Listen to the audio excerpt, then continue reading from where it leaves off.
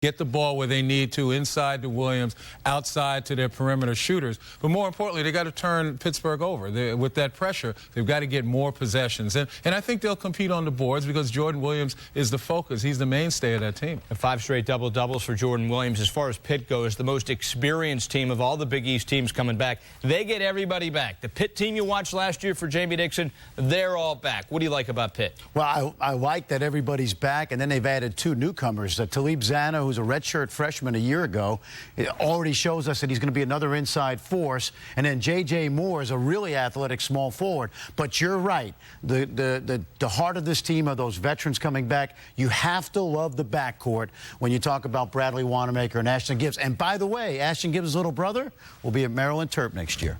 How about that?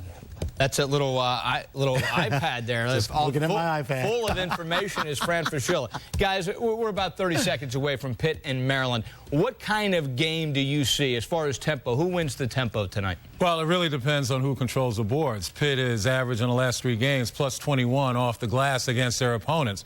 I think Maryland will want to play up-tempo. They're going to use the press to really push it up. But it comes down to who's going to control the glass. Second chance opportunities, greater possessions against the pressure. And let me add that the Maryland's guards they're averaging 20 turnovers a game. 2 freshman guards, Pishon Howard and Terrell Stoglin, they've got to be solid tonight against those veteran Panther the guards. Pitt Panthers in their home away from home. Madison Square Garden the last 10 years, 27-11. So the Panthers feeling right at home in the Garden. Quick pick, guys. Who do you like, Maryland, Pitt?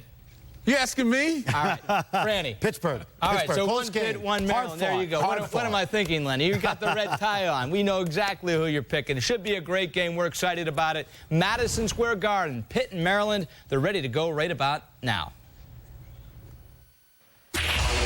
Welcome to New York City, the site of one of college basketball's key early season tournaments. It's the 2K Sports College Hoops Classic, benefiting Coaches versus Cancer from Madison Square Garden. And we've got a look at the 4th-ranked team in America, the Pittsburgh Panthers, led by a couple of outstanding guards in Brad Wanamaker and Ashton Gibbs, each averaging better than 19 points per game. They'll do battle against the big man in the middle for the Maryland Terrapins.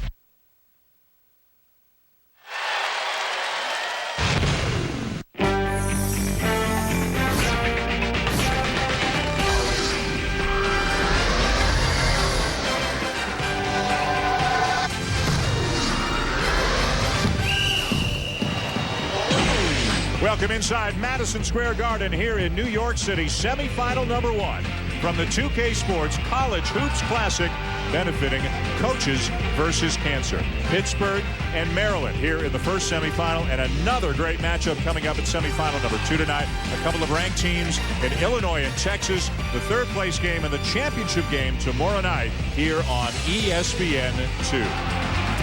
Hi, everybody, and welcome to New York City. Dan Schulman and Coach Bob Knight. Glad you're with us for what should be a great night, a couple of nights of basketball. And we're getting a chance to see tonight one of the legitimate top teams in America. So much experience, so much talent in the Pitt Panthers. Well, you know, they play hard. They play well. That's kind of a rare combination. But if you do play hard, you're going to play well. And Jamie Dixon does a great job getting his team to do that, as does Gary Williams with Maryland. So it's going to be a game, I think, played very hard by both teams. And Pittsburgh with a great backcourt we talked about in Wanamaker and Gibbs. You talked about Gary Williams. Kind of relishes that underdog role. Sometimes they have their best seasons when people are counting them out a little bit. You know, I always felt, though, a lot better if I knew we were better than everybody else.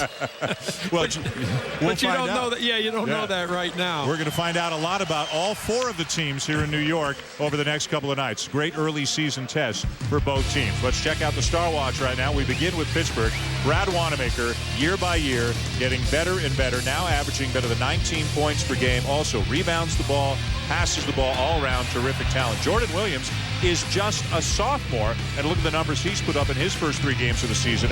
21 points and almost 14 rebounds per game. Time now for the State Farm starting lineups. And for the Pitt Panthers, they've got almost everybody back from a year ago. Gibbs and Wanamaker each at better than 19 points per game so far on the season. 5th-year senior Gilbert Brown, freshman Talib Zanna, and a very big, strong defender in the middle in Gary McGee. For Maryland, they have lost their top 3 scorers from a year ago, but the 3 new starters are all seniors. Adrian Bowie, Cliff Tucker, Dino Gregory. We mentioned Jordan Williams. Sean Mosley's a guy who's got to get going after 21 points in the season opener, just 3 points total in the last 2 games for the Terps. Jamie Dixon has put up some remarkable numbers in his stint as the head coach in Pittsburgh. He's got the best winning percentage in Big East history among all Big East coaches in terms of the winning percentage in conference games. He's been to an Elite Eight, been to a number of Sweet 16s. Really a terrific run at the University of Pittsburgh. And what can you say about Gary Williams? He's won a national championship, did that back in 2002. Nobody is more passionate. Nobody puts more of themselves into a game than Gary Williams. And you're looking at a guy, I think you would agree, Coach, at some point is going to be inducted into the the National Basketball Hall of Fame. They're both very, very good coaches. We're talking about players. The best basketball player in the arena right now is Dick Grote doing the radio for the Pittsburgh Panthers. Great college basketball player as well as an outstanding Major League Baseball player. And one of the gentlemen that we get a chance to come across on our travels around the country. Dan Shulman and Bob Knight here at the Garden. You saw the officials, Brian Kersey, Brian Dorsey, and Tim Kelly. Pittsburgh in blue, Maryland in white, and the 3 a little bit strong for Adrian Bowie. A little bit of a surprise that Pitt played the first possession in a 2-3 zone. And I would imagine that was a little surprise for Maryland, too. Here's Wanamaker. And a held ball. Good defense there by the Terps. The arrow keeps it with Pittsburgh, 25 to shoot. Maryland had really good help defense there. When Wanamaker made that drive, the defense was all sliding to take away that lane, and they did. Cliff Tucker draws the early assignment, a 6'6" wingman on Brad Wanamaker. Out of bounds, Brian Kersey says, off Pittsburgh over to the Terps.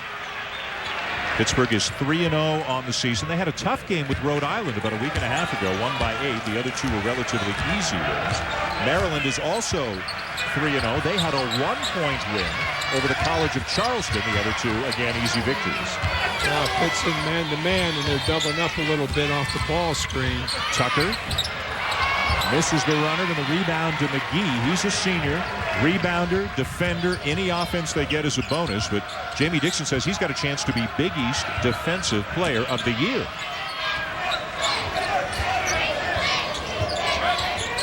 Wanamaker, good shot fake, gets inside, open in the corner, Gibbs. And the rebound to Jordan Williams. It was a great play by Wanamaker. The shot fake got him open, and he knew where the open man for the shot was. Tucker behind a screen.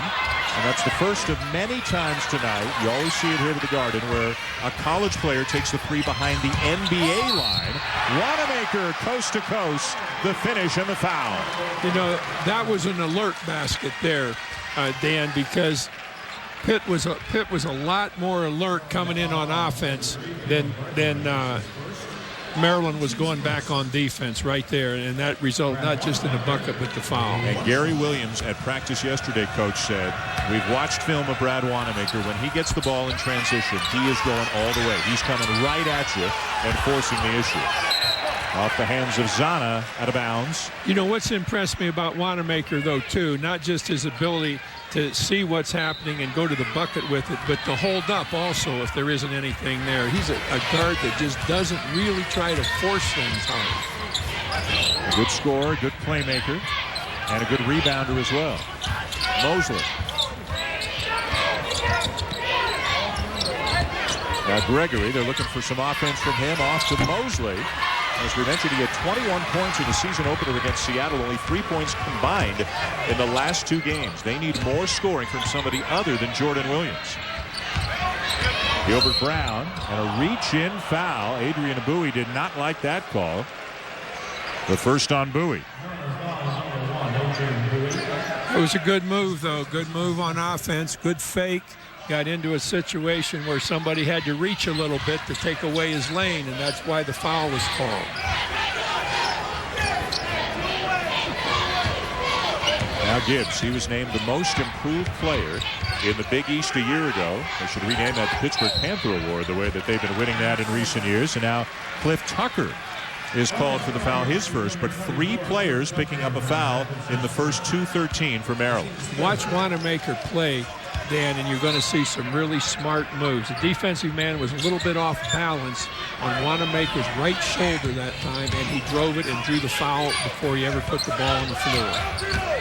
Gilbert Brown, great athlete. Nice feed inside. McGee, no. Zana, no. Boy, the Panthers are all over the offensive glass. Held ball, Maryland ball, but again, somebody has to help Jordan Williams. He can't hold off 2 or 3 Pitt players on the glass. They got hung up a little bit on the ball screen over on the left side of the lane and got penetration from the ball screen, but that is a shot that you just can't miss. They worked hard to get that possession and then harder to get the shot, and you just can't miss it. Williams, and he dribbled it off his leg out of bounds, I believe. No, a foul call. There's a foul. Yeah, excuse me. Pitt got a knee in there on the move along the baseline and got called for a foul. I think it was McGee that made the foul. And McGee's coming out, and into the game, sophomore Dante Taylor. Last year, he became the first McDonald's All-American in over 20 years to join the Pittsburgh program. Had a decent freshman season. Has lost some weight, better shape, a little more agile here in his sophomore year. Williams is going to find a little bit tougher going in this game than in Maryland's first couple of games. These kids are really going after him now. Taylor's come in. He's very agile. Goes right for the block out. Dino Gregory knocks one down from the wing. Gregory, the power forward, about 6'7", giving up size in his matchup against Talib Zana. Pittsburgh, it always seems, Coach, always experienced, always physical, always a very tough team. And where they've had an incredible run of success in the Big East and in this building over the last 9 or 10 years. One of the things that's really great about Wanamaker and Gibbs is that they can score, but they're not looking to be scorers. They're looking to take advantage of whatever's there. Gibbs taking advantage of the high ball screen there and drops in the floater for a 2-point lead. Gibbs was looking for a drop-off pass, Dan, all the way on that move. And when he got open, he stopped and got that little 10-footer. And a foul. Wanamaker. All right, here we're going to see Gibbs come off the ball screen right here. He's going to go to his left, right there. And then he accelerates and goes to the bucket as he sees that opening. Good help there by Zana to slow down Tucker. A low-scoring start to this game. 4-2 Pittsburgh, almost 4 minutes in.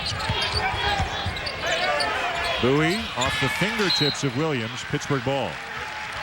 Gary Williams is stomping down the sideline over to his bench, unhappy with the sloppy play. His biggest concern offensively on the young season has been turnovers. Coach, even though they're 3-0, they're turning it over 20 times a game.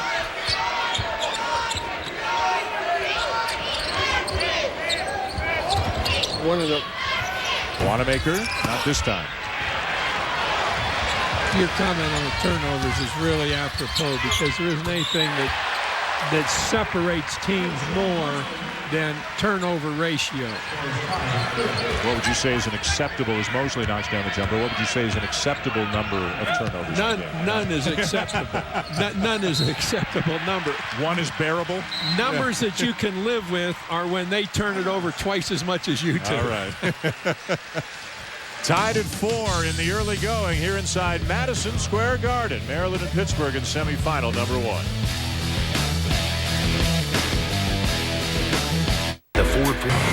The 2K Sports Classic benefiting Coaches vs. Cancer is brought to you by 2K Sports, creators of the best-selling and top-rated NBA 2K11 video game. In stores now, rated E for everyone. And Mazda, Zoom Forever. Contemplate for a moment the notion of a man leading the NCAA in both scoring and assists.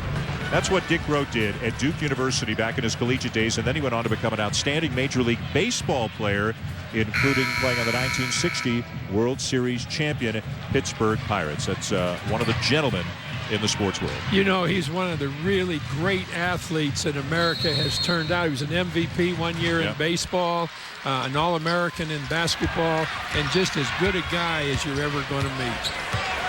He's the color commentator on the University of Pittsburgh radio broadcast.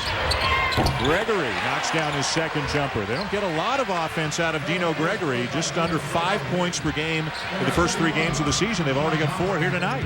Nice pass to Gregory, sitting on the sideline waiting to take the shot. Trayvon Woodall, number 1, is in at the point right now for Pittsburgh. Lamar Patterson has come into the game. Multiple changes for Pittsburgh. And again, they're a deep team. They can legitimately go 10 deep right now. Taylor looking for help. Woodall, nice feed inside, and another gimme. Second opportunity, second time tonight. Pittsburgh's had an opportunity for a layup, and they haven't converted. Even before that, Taylor had a chance to go to the bucket the first time he handled the ball in that possession, Dan, and it didn't seem like he was ready to make a little fake to the inside and come to the outside. But that's the second time, as you said, they've gotten the ball in, and he hasn't converted it. Keep an eye on the guy with the ball, number 21, Keyshawn Howard. He is a freshman. Hit the game-winning shot in the 1-point win over Charleston last week for Maryland. Got a lot of confidence, a lot of ability, and doesn't have the body of a freshman to play either guard spot. Woodall trying to take it all the way. Jordan Williams strips it. Back comes Howard. Mosley. Williams, no. Wanamaker the rebound. Gibbs and Wanamaker haven't done what Woodall just did. Woodall went right to the bucket with no other thought, and that's why he lost the ball. And there's Wanamaker going right to the bucket, but he does it under control. And he lays it in and draws the foul. And right there is where Wanamaker gets his basket, although he didn't get it. He got it before he took the shot because he had that opening and he stopped and went up a little bit. He didn't take it all the way to the bucket where he might have gotten it blocked. That was a very smart play by Wanamaker. This is a guy, Coach, and this is the way it always used to work in college basketball. I'm sure you coached many guys like this at Indiana. You come in as a freshman, you got to bide your time. You play bits and pieces here as a sophomore. Maybe you're a quality guy off the bench. You're a starter as a junior, and you're a star as a senior. There's been a real progression year by year for Wanamaker. Cliff Tucker hit the 15-footer for Maryland. Well, that's the first time Maryland has really worked its offense and got something that was open. Good 15-foot jump shot. Good movement to get it. Wanamaker, the only starter in the game right now for Pitt, as he splits the double team and draws the foul on Keyshawn Howard. That was a very tough move off a ball screen, getting inside the screener right there. He was very quick with that. Tomorrow night, ESPNU delivers a pair of great college basketball games. First at 8:30 Eastern, it'll be North Carolina against the winner of Western Kentucky and Minnesota. Then at 10:30 Eastern, get a look at the Kentucky Wildcats, a new crop of freshman stars when they take on Portland college basketball on ESPNU tomorrow. ESPN, your home court for college hoops. Pitt does a really good job of when they receive the ball on the perimeter, they look inside to see if anybody's open. Right away, that's the first thing they do. Taylor dribbled it out of there, kicked it back out, still plenty of time. Woodall. Well, good idea. He was looking for somebody to pass to. Everybody backed off, and he put up the 10-footer. Terrell Stoglin, a freshman from Maryland, buries the three. Stoglin comes into this game averaging 10 points per game in 13 minutes per game off the Maryland bench. That's one of those shots taken very quickly that if I were coaching, I would just be glad to see it go in. Patterson missed. Look at Williams just clearing space for the rebound. Williams is having more problems getting something done offensively, though, against the Pitt inside defense than any game so far this year. And no matter who is out there, there's going to be somebody out there with some size. Williams is a big guy. 6'10", 260, lost about 20 pounds over the summer. In a better shape, a little more agile, and last year a member of the ACC All-Rookie team, and he's really the centerpiece right now to this Maryland team that lost 3 players from last year's team, including Gravis Vasquez, who was an outstanding talent. You're absolutely right on size and depth that Pitt has in their inside defense. They can bring some guys in and out, and Williams going out of the game, there's a big hole left. That doesn't happen with Pitt. Yep. McGee went to the bench, and Pittsburgh brought in Dante Taylor, who's 6'9", 240. Zana's 6'9", 230. Wanamaker walking the bench right now as he was just taken out for Pitt. Gibbs is back in. And Williams is going to get a ton of opportunities at the free throw line. Just 53% last season. He's leaving a lot of points at the line. Well, he has a nice motion with the free throw, but I think he probably brings it up just a little bit too quick. He's kind of quick when he brings it up to take the free throw.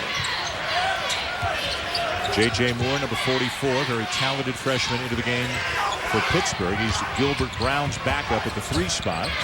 That's him with the ball. His play and his looks resemble Brown so much, his nickname is Twin. When the other players are talking to him, they don't call him JJ, they call him Twin.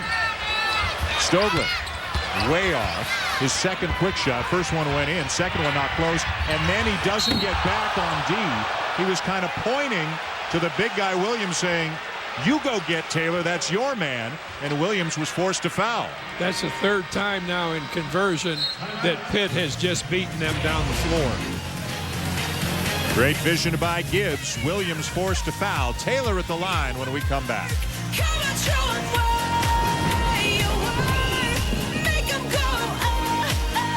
Save $523. 16 minutes could save you 16%. Come on. Isn't it time an auto insurer gave it to you straight? That's why you should talk to State Farm. But not yet. First, talk to any one of the 40 million drivers who already have State Farm. 40 million. Yeah, that's more than Geico and Progressive combined. By a lot. 40 million drivers, more savings, and discounts up to 40%. Where else are you going to get discounts like that? Call an agent at 1-800-STATE-FARM or go online.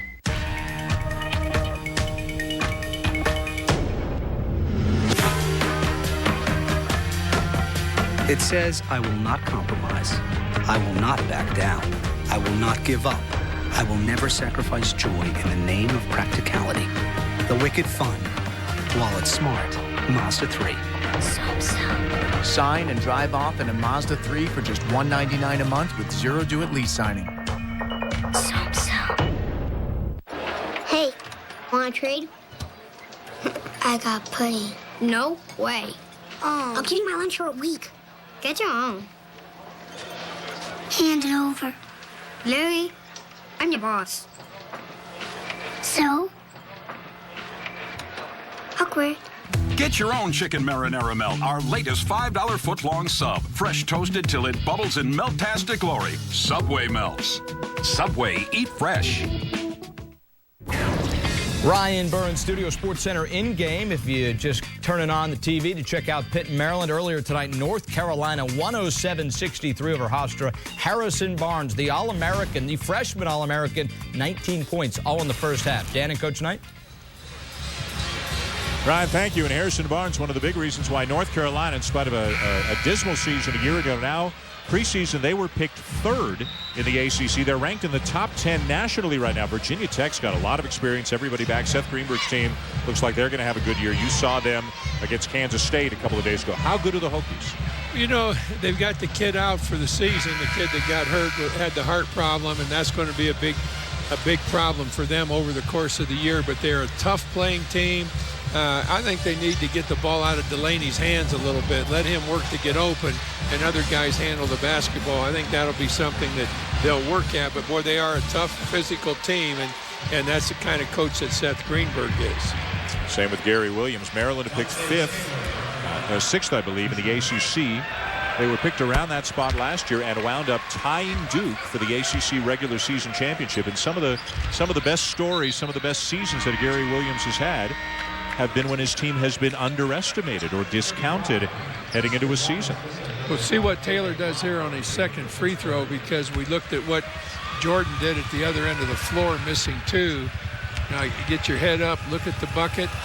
He went all the way through with it. I like that there's a little bit of a hesitation in Jordan's free throw, but Taylor just, when he started his movement, he just took it all the way up off his fingertips. If Taylor has indeed improved as much as Pittsburgh thinks he has over the offseason from freshman to sophomore year, with Gary McGee and Dante Taylor, that's 40 quality minutes at the center spot.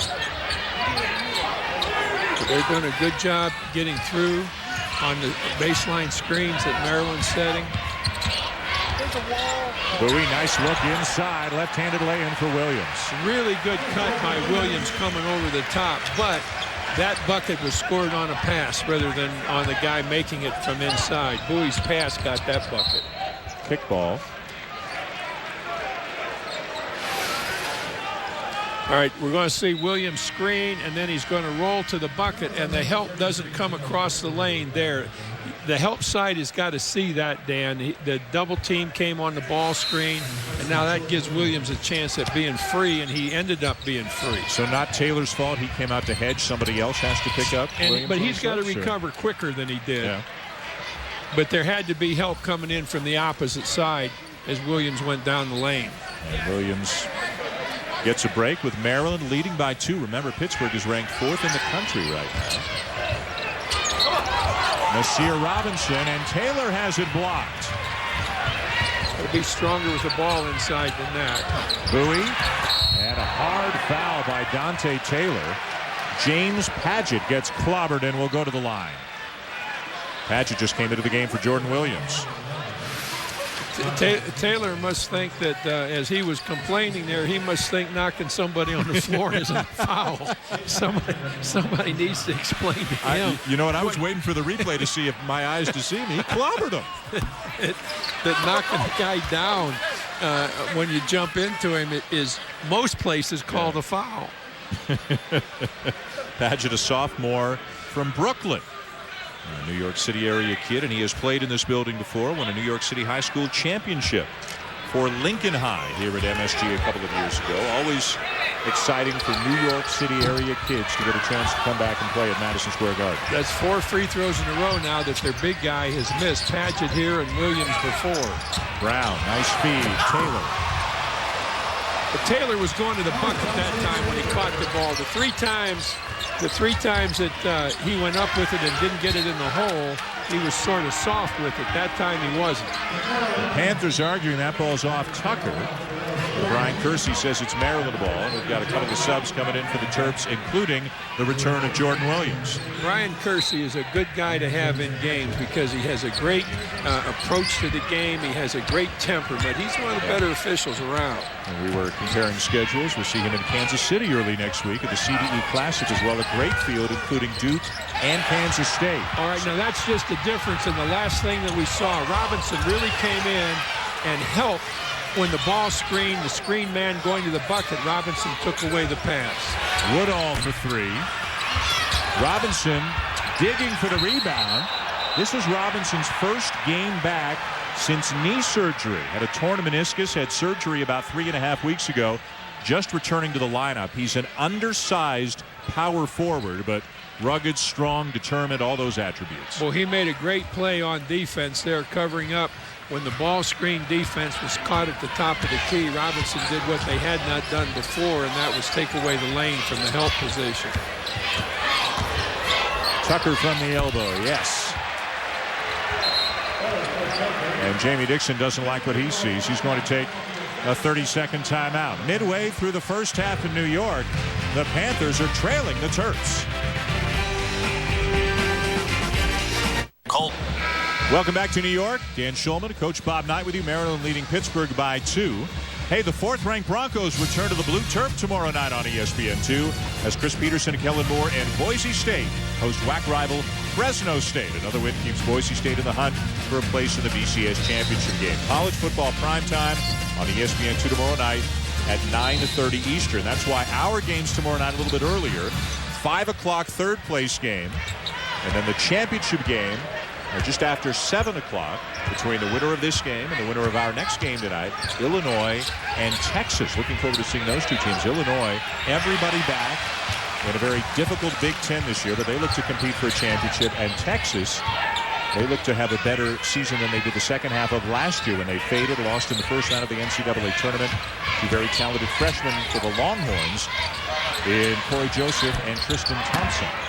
Williams just made a great defensive play down at this end a moment ago when he got around the postman, recognizing the pass coming into him. Boy, quick shot there by Gibbs, and he buries it. Pittsburgh back on top. You know, one of the characteristics common to both of these teams is good depth inside. They've got strong, good athletic depth inside. Both of them do. Mosley gets it back. Williams lays it in. That was a great play by Mosley. He missed the shot. He stayed with it. He got it back. And instead of what happens so many times, Dan, is a kid that misses a shot and gets it back, tries to make it again. And that's why that was such a great pass. He knew somebody was open better than he was. Neither team has led by more than 2 points so far in this game.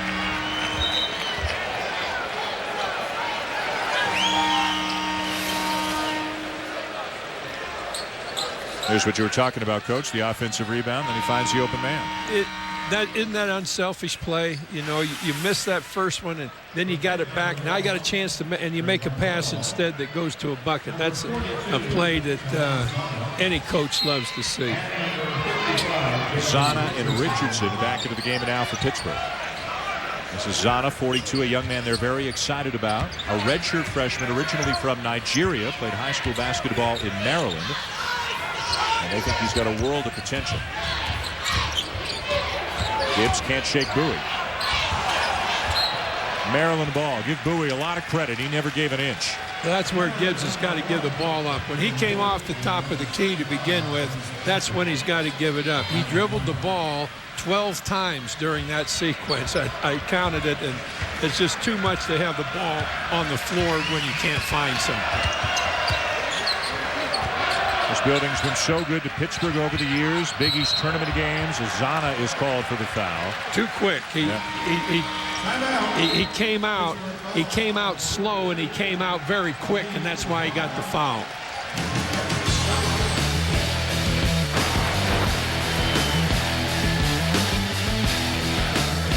Sports Center right now, the Mariners' Felix Hernandez won the AL Cy Young Award today despite just a 13-12 record. His major league leading 2.27 ERA wins the award. Billy Donovan's Gators looking to bounce back from their 18-point loss to Ohio State. Vernon Macklin inside for the bucket. Gators currently by 19 on NCA&T Sports Center on ESPN News. Back to Dan and Coach Knight in the Garden. Well, Ohio State made a statement. We're going to see another Big Ten team in our next game tonight. Illinois. Michigan State is an outstanding team. Purdue, even with the injury to Robbie Hummel, they're a terrific team. And then middle of the league, you talk about whether it's Minnesota, Northwestern, Wisconsin, of course. You can't discount them. The consensus seems to be the Big Ten is the strongest and deepest league in the country this year. Whoops. Wanamaker might not have meant it, but he's still going to get called for the foul, and that's going to be the second foul on Brad Wanamaker. You know what's difficult in picking the toughest league in the country, Dan, is the number of teams that are in the Big East. Yeah. And they all at one time or another play well, and 16 teams with is just a hard team to beat, or hard league to beat, because there's so many teams in it. And here at the Big East, St. John's plays in this building as their home court sometimes, of course. And Steve Lavin got a lot of people back, and he's brought some excitement back there as the Johnnies look to move up the ladder. We'll see Marquette in Kansas City in a few days from now. Buzz Williams' team always plays hard. They're picked middle of the pack in the Big East. Pittsburgh picked to win the league this year. Woodall, no. Zana clearing some space and laying it in. Redshirt freshman, a medical redshirt a year ago. We mentioned from Nigeria, played soccer until he was about 10 years of age. Then the growth spurt hit, changed to basketball. Look at him now. Remember, so did Elijah Warren play soccer first. He turned out pretty well. So you would think guys like that obviously have the good footwork. Stoglin. He refused the ball screen. He wanted to shoot it, but he ended up making a pass, which was a good move. How about back to Zana at the other end? All right, he's in good position. Watch him work for position inside, and then he slid around from one side to the other, really moving with the shot, and that's the first real good move they've made inside. Pittsburgh has. They've missed 3 or 4 easy shots inside. Big guys are 0 for 5 from the free throw line. Is it 0 for 6 now? No, 0 for 5. 0 for 6. Yeah, 0 for 6 from the free throw line. I screwed up mathematically.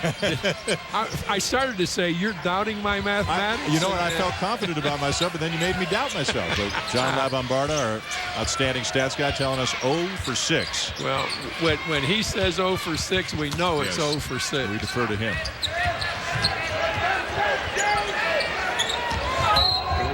And a block. We ran that again. We're going to see the offensive man with his elbow in the stomach of the defensive man. Right here. Right there. Yep.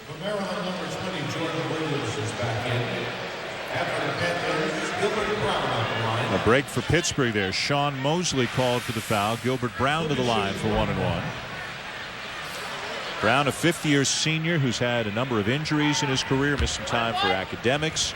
A year ago, tremendous athlete, a really talented player, but it just hasn't all quite come together for him.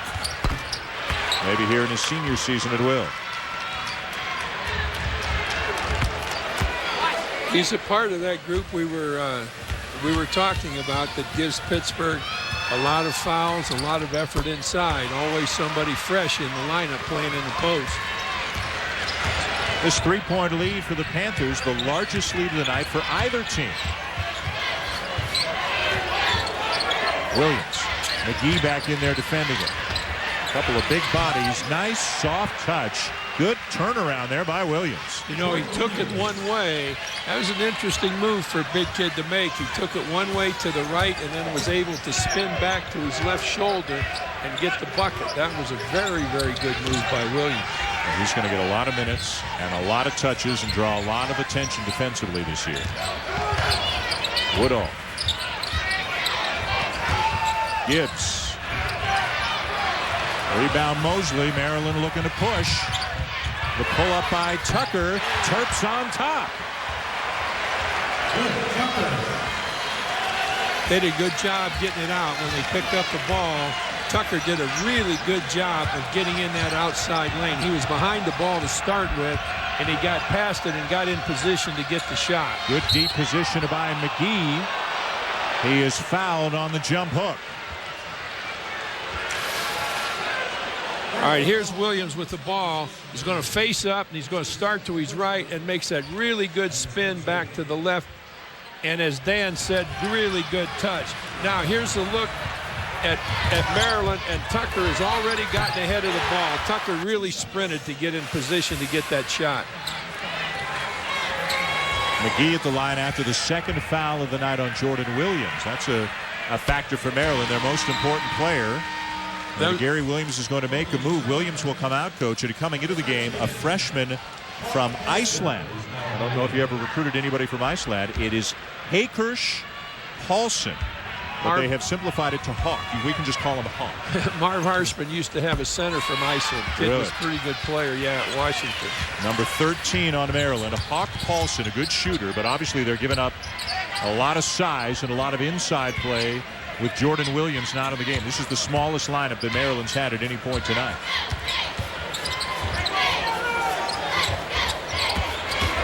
Tucker sheds his man off balance, a little short. And now we've got a foul against the Terps. It'll be Paulson with a push in the back. Tucker might have had, and I'm not sure, Tucker might have had an opportunity to just collect himself when he got to the bucket. He's a little bit off balance when he went up there because he made a very good and quick move to beat the defense to the outside.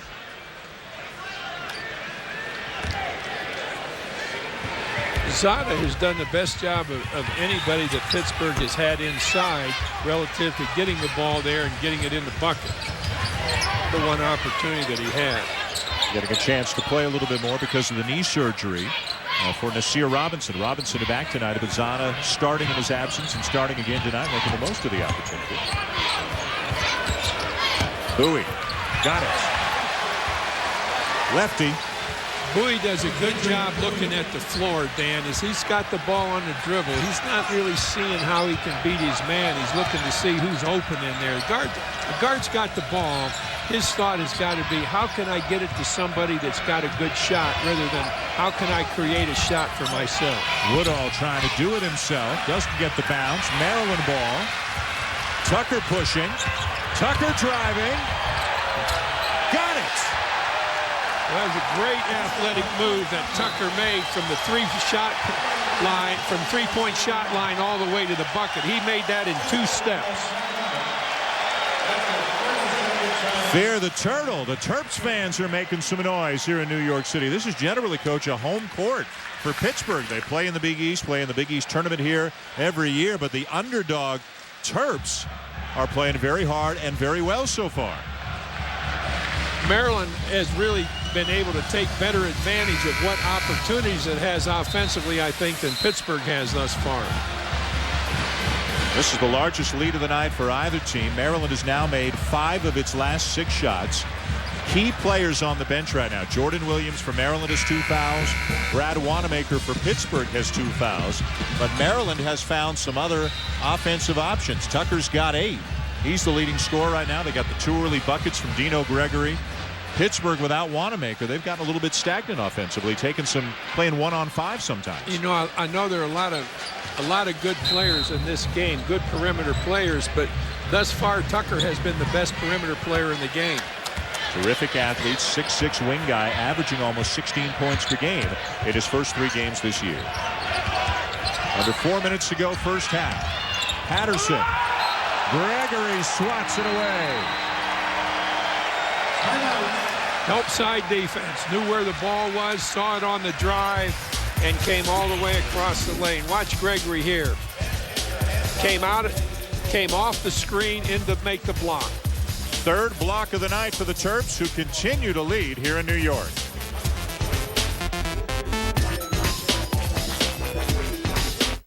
Ryan Burns studio. Coming up at the half, I'll be joined by Fran Fischilla and Len Elmore. The Tar Heels roll, but is Carolina all the way back? Plus Illinois, Texas, the nightcap from Madison Square Garden. We look ahead to this Big 10, Big 12 matchup, all coming up at the half. Oh, by the way, over on ESPNU, how about Alabama taking on Georgia State? Bill Curry heading back to his old stomping grounds. Crimson tied up 7-zip. That's over on ESPNU. Guys? Hi, Ryan. Thank you. Back here in New York, it's Pittsburgh and Maryland. Terps leading by 4 late in the first half, and we look forward to tomorrow, the 3rd place game and then the championship game from the 2K Sports Classic benefiting coaches versus cancer. 3rd place game at 5 o'clock Eastern here on ESPN2, the championship game at 7 o'clock Eastern. The Coaches versus Cancer Classic is a collaborative effort between the American Cancer Society and the National Association of Basketball Coaches in the fight against cancer. And all these schools do a great job raising money to fight cancer. Maryland annually is among the leaders. Syracuse off the charts. Gonzaga, Notre Dame, many other schools. Illinois, they do a great job. Everybody pitches in, raising millions of dollars every year in the fight against cancer. Woodhull did a very good job there, backing the ball back out, didn't have anything, but get it off the dribble. Wanamaker and Williams remain on the bench. Where do you stand? Your star player has 2 fouls, 5 minutes left in the first half. Do you always sit him down? I don't think so. I think he's got to learn to play with 2 fouls. He's got to learn to be smart. One of the fouls he got, he just shouldn't have had in the first place. Gibbs the miss, offensive rebound though. Patterson, 10-footer. Off the rim and out of bounds. It'll stay with Pitt. Maryland's doing a very good job along the baseline, Dan, and helping out on defense. Somebody gets open, they make a move on the dribble, somebody comes at them, they're not getting open shots. And there's a big difference here, I think, with Pittsburgh having 2 assists and 5 turnovers, and Maryland having 6 assists and 2 turnovers. That's a huge difference for Maryland. What's keeping Pittsburgh in the game, 10 offensive rebounds, and the fact that Maryland has missed all 6 of its free throws. And 2 games ago, Maryland, in spite of winning the game, they were 5 of 18 from the free throw line. You want to talk about annoying your coach. Well, what's happened here, probably the most difficult thing for either one of these teams to handle has been the number of shots that Pitt has missed inside on in the lane within 4 or 5 feet of the bucket. They've missed a lot of shots inside. Patterson swings it to Gibbs, 8 to shoot. Got his man in the air, got him in the air again, draws the foul, and will shoot a couple.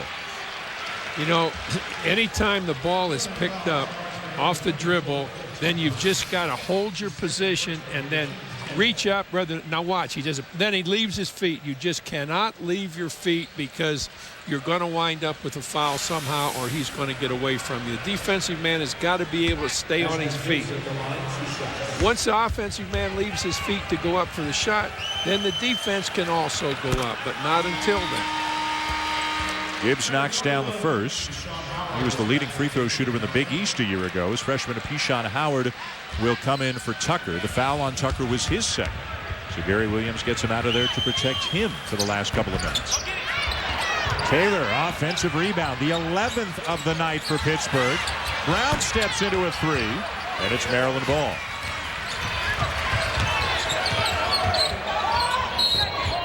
Brown needed to get the ball in somebody else's hands and get a little passing and some movement going before taking a shot when they got that turnover. Foul on Taylor, his second. Gary Williams, when somebody on the floor does something he doesn't like, it's the guys on the bench who get the talking to.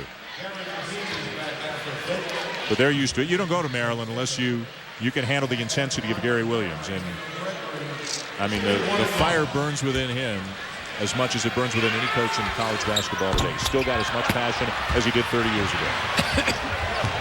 I used to watch Gary when we would play his teams. Sometimes I actually thought he got upset when a call went his way. Gibbs the miss. Maryland, meanwhile, 0 for 7 now from the free throw line. Howard's going to slow it down. It's another shot, point-blank shot that Pitt has missed, but they're right in the ball game, hanging in there. Ooh. Offensive foul, and you can see Gary Williams didn't like that call. We got him in the double box there on the left of your screen. We couldn't see it from this angle, Dan, but that might have been the same push-off we saw earlier in the ball game. Yeah. Right there. This time it was called a charge against Maryland. At the other end of the floor, it was called a block against Maryland. So Gary Williams probably thinking what you're thinking. If you're going to call it this way at that end, got to call it at the other end as well. Would you say block charge the toughest call a basketball official has? Well, on occasion it is. But the worst thing that officials do with the block charge is they don't call it at all sometimes. There's nothing that I like less than an official motion for a kid to get up off the floor after there'd been some strong contact. James Padgett the foul.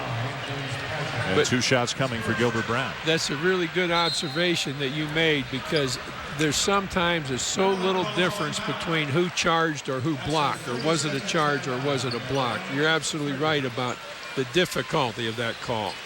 30-second timeout. 25-24 Maryland leading Pittsburgh. This is the toughest game that's been on the schedule, Coach, for either one of these teams so far this season. You look at Pittsburgh, considered to be a Final Four contender this season. What are they not doing well enough to be leading this game tonight? Well, I think they've got to be better with the ball and the movement with the ball. They've got it on the dribble an awful lot, and they're taking it to the bucket, and you can tell from the stat sheet that they've not shot a good percentage, which leads you to believe that they haven't taken an awful lot of really good shots either. Wanamaker in the huddle, and he's going to go back to the bench. Has not been in there for about 5 minutes after picking up his second foul, and Pittsburgh has struggled offensively in his absence. 29% for Pittsburgh. Came in shooting 49% rather in their first 3 games. Meanwhile, Maryland at 55%. If Maryland could knock down some free throws, they'd have a comfortable lead. You know, shooting percentage was always interesting for me as a coach. You know, poor shooting percentage. Maybe it was because we took bad shots. Maybe it wasn't because there was great defense. Right. Maybe our shot selection was a difference. You know, sometimes a coach says, boy, they shot really well. Well, that team may have played very poorly defense. Or, boy, we couldn't hit a thing tonight. Maybe we took a lot of bad shots. Pittsburgh, in spite of that low field goal percentage, they're back on top by a point. 1.5 minutes to go in the first half. Illinois and Texas still to come tonight. 9 o'clock Eastern here on ESPN. TV Vital will join me for that game. Padgett, no. Pishan Howard flying in from the perimeter for the rebound and the putback. That's a 2 points result from great effort by Howard.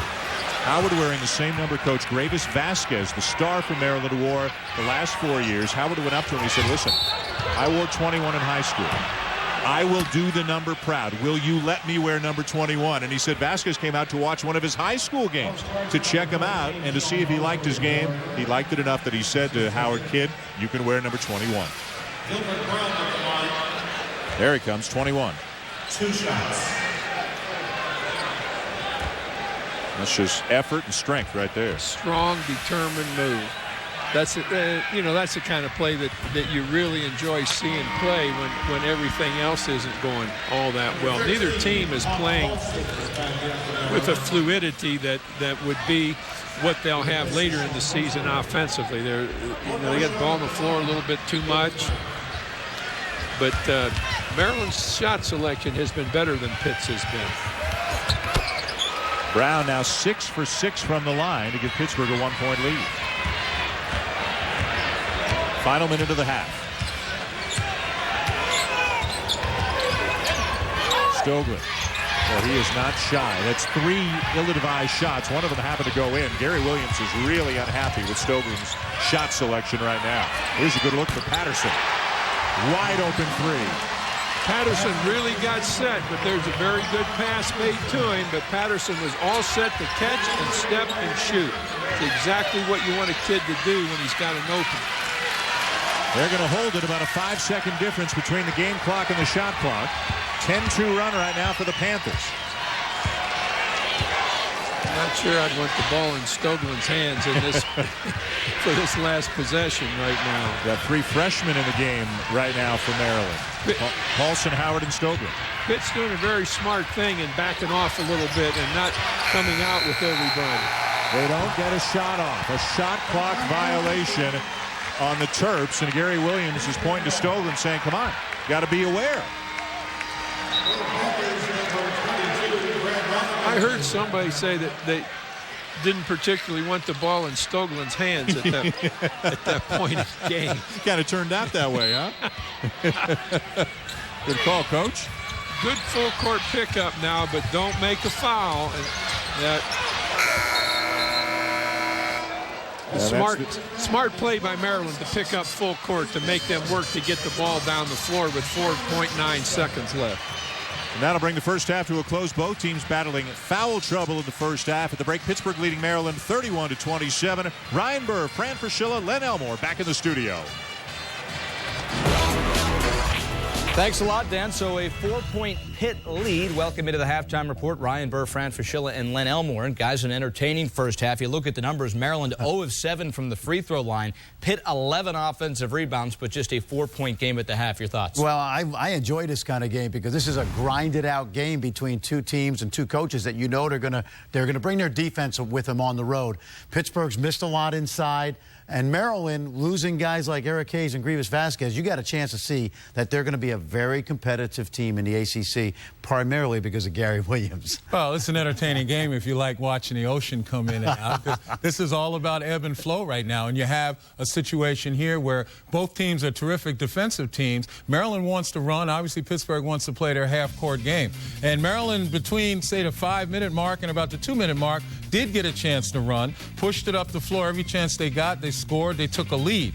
But once again, they're having difficulty, particularly from the free throw line, as they are 0 for 7, so they're making it harder on themselves. But when they get a chance to run, you see they get their athletes out there, they get stuff happening for them. Lenny, good offense or bad offense or good defense? What are we watching right now? I think you've been watching ebb and flow. There have been some moments where there's been terrific defense and other moments when it's just sloppy offense. But what it comes down to, again, from the Terrapins standpoint, they've got to take better care of the ball. They've got to hit free throws. And, you know, Pittsburgh is one of those teams that likes to grind out these kinds of games. Yeah, 0-7 from the line. Tough to win games when you make 0 free throws. Speaking of the ACC, North Carolina in action earlier today down in Puerto Rico, taking on Hofstra. And to a Thursday night here in New York City, we're going to the second half of semifinal number 1 from the 2K Sports Classic, benefiting coaches versus cancer. A very competitive and hard-fought first half. Pittsburgh with a run at the end of the first half to lead 31-27. Second semifinal, Illinois and Texas coming up after this one here on ESPN2. The third-place game and championship game tomorrow night, also here on ESPN2. Hi again, everybody. Dan Shulman and Bob Knight back with you. What jumped out at you in the first half? I thought that Pitt didn't get as much out of its inside game as it normally is going to, and I think if they can get that going in the second half, that'll be huge for them.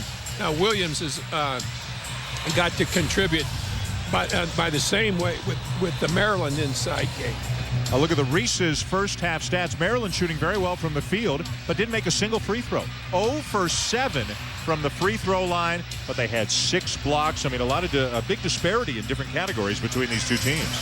Well, the thing that has really helped actually both teams is that they've been aggressive. They've been aggressive at both ends. It has not been easy for either team to get wide open looks at the bucket. 7 players in the game with 2 fouls. 5 Terps, 2 Panthers.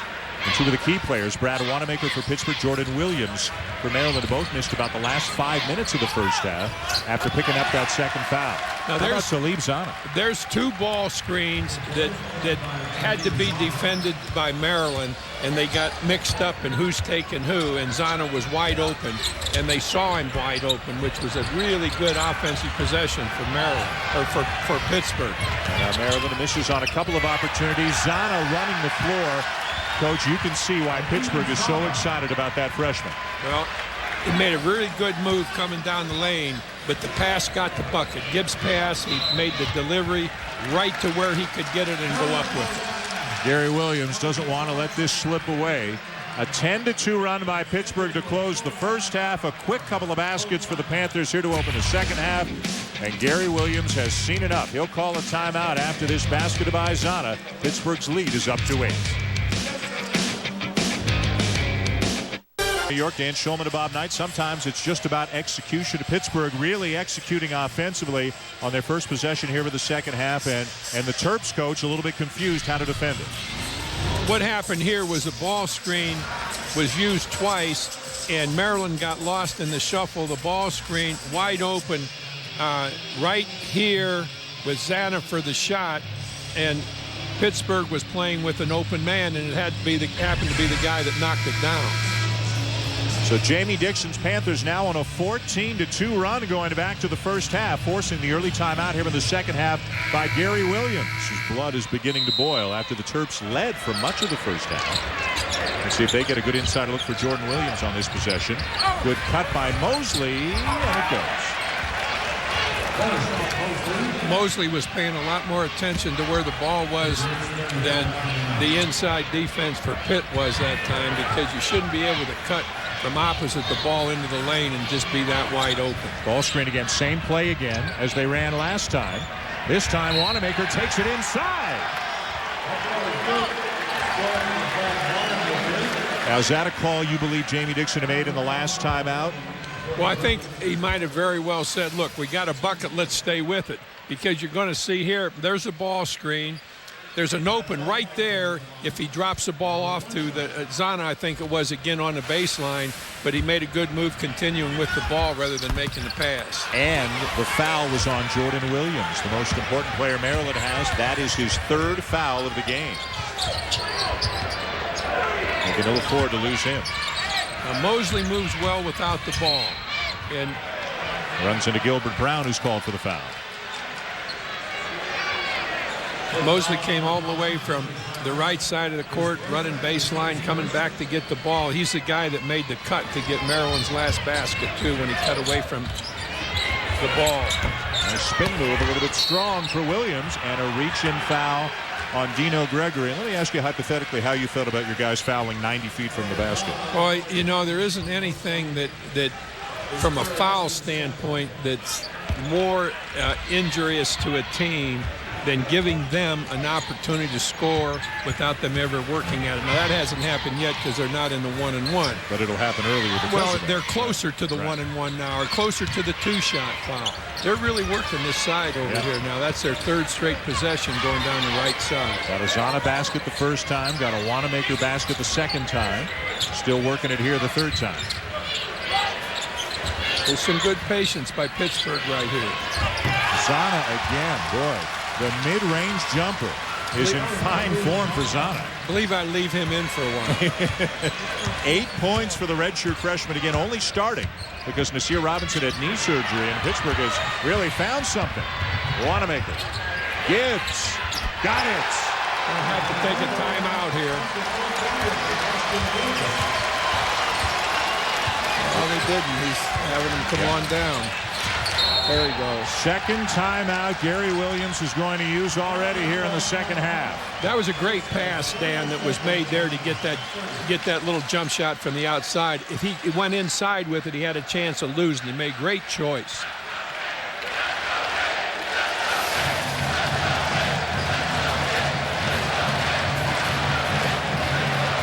Zana with his second jumper already in the second half. Here's the pass you were talking about.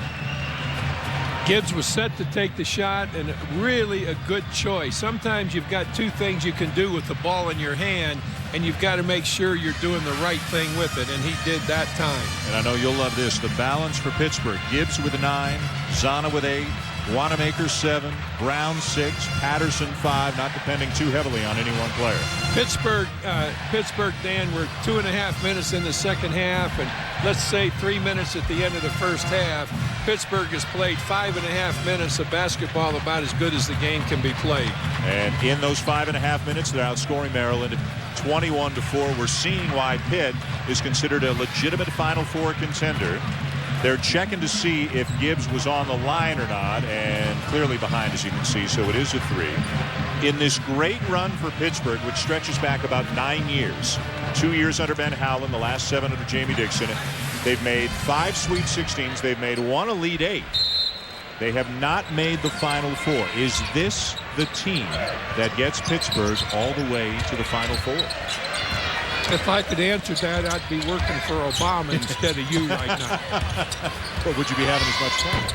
There's a baseline jumper for Mosley.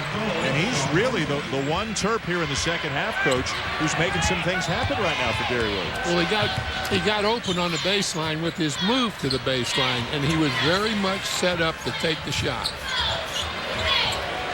The Panthers have not missed a shot here in the second half, and now there's a foul on Adrian Bowie of Maryland. Number 3 on him, the third Terp to pick up his third foul already here in the second half. An important thing defensively, Bowie got his arm in there that time on the dribbler, and keep your hands outside the guy. Then you're not going to get your elbow or your forearm pushing against the guy's hip. Just get your hands to the outside of the guy you're guarding when he's got the ball on the dribble. Well, Stoglin in to replace Bowie.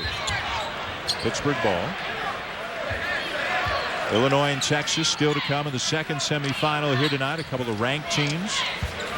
Illinois, a very experienced team. 7 of their top 8 back from last year when they went to the NIT.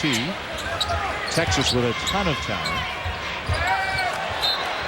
Gibbs fumbles it out of bounds over to the Terps. Mosley made a great defensive play there.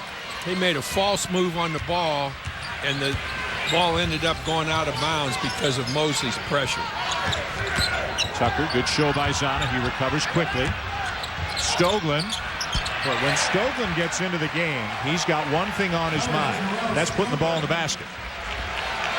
Well, at least shooting the ball. Yes. That time he lost the handle, got it back, and laid it in for his second field goal of the night, and Maryland back within 9.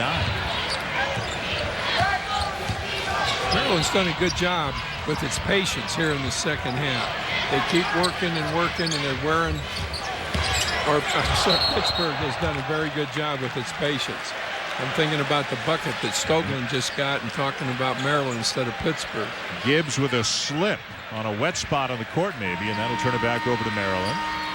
And now Woodall's going to come in. Gibbs is going to sit down. Now this would be a huge bucket for Maryland right here if they can get this. They were down in double figures, and now they got a chance to get it down, in mid-single figures down to 7. Let's see how patient they are trying to get this bucket. Gary Williams using not 1 but 2 timeouts in the first 2.5 minutes of the second half, fearing this one was slipping away. And let's see if the Terps can get that big basket and get into the media timeout on a bit of a run. Well, you've mentioned the timeout a couple of times. And Stoglin again, feed from Mosley. Big bucket. Stoglin made a good cut, good move without the ball right there. But you've mentioned the timeouts, and the timeouts that Williams took were absolutely necessary. One right away, and then almost a follow-up timeout right after that. Maryland fans getting back into it now, and nearly a steal. Can he run it down? Mosley's got it. A long 2, not there. And the rebound to Zana. just as that previous possession, 2 possessions ago, was big for Maryland, this one was big for Pittsburgh to get back some of what they lost. Trayvon Woodall, 5'11", redshirt sophomore from Brooklyn with the floater.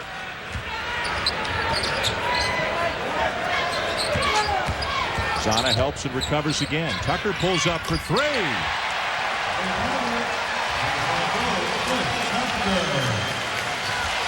Tucker got good and set. Sometimes coming off a ball screen like that, the guy with the ball is a little bit too anxious, a little bit too quick.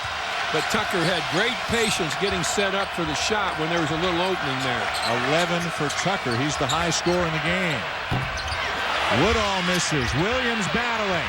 Maryland ball with numbers. Stoglin. Mosley. Gregory. Rebound Brown. Tucker was wide open on the opposite side, really looking for the basketball there. Offensive foul, Gilbert Brown. Timeout on the floor. Terps getting back into it. A good one here in semifinal number 1. And it should be just as good in semifinal number 2. Bruce Weber and the Illini heading into Madison Square Garden to take on Rick Barnes and the Texas Longhorns. Coming up next tonight here on ESPN2. Back at the Garden, Maryland on a 9-2 run to get it back within 6 of Pittsburgh. Dan Shulman and Bob Knight. He calls the 2 timeouts, Coach. What do you say to your guys when they're just not playing well right out of halftime? How do you get them to respond? Well, I think you've got to say, hey, boys, this game's going to get away from us if we don't get back into it. Now, the last 3.5 minutes has been the best basketball that Maryland has played in this ball game, and they are not completely back in it now, but they are a lot closer to it than they were 3.5 minutes ago. And now I think Gary's simply saying, hey, the last 3.5 minutes we played like we can play. Now that's what we got to do for the next 14 minutes, and we can't have what we did at the start of the second half. A game of runs here in the second half. Pittsburgh opened the half on an 11-2 run. Maryland has responded with a 9-2 run. Got the ball down only 6. A ton of time to go.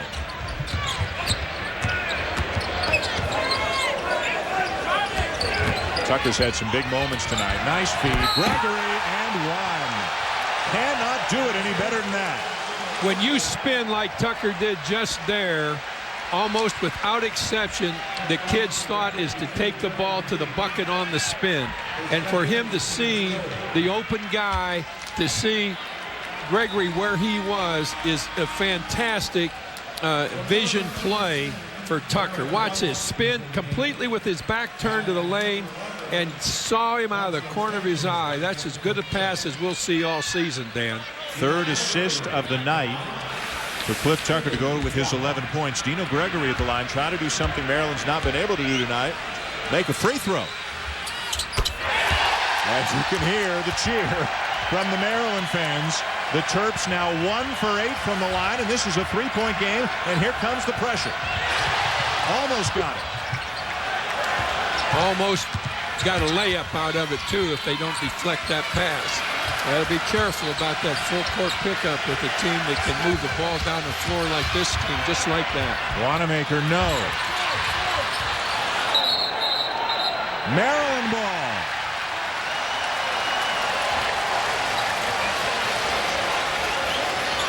Well, Gary Williams has whipped him into a frenzy. Had Jordan Williams up. Williams going to check in. Baron Weiss, a junior college player originally from the Netherlands, number 10, is into the game for Maryland. 6'10", only 200 pounds. First year in the Maryland programs after a couple of years at a junior college. Stoglin keeps his feet, launches, and draws the foul that will result in 3 free throws. Ashton Gibbs making a mistake. That may be the most unforgivable foul of all, Dan, is to put a kid on the line shooting 3.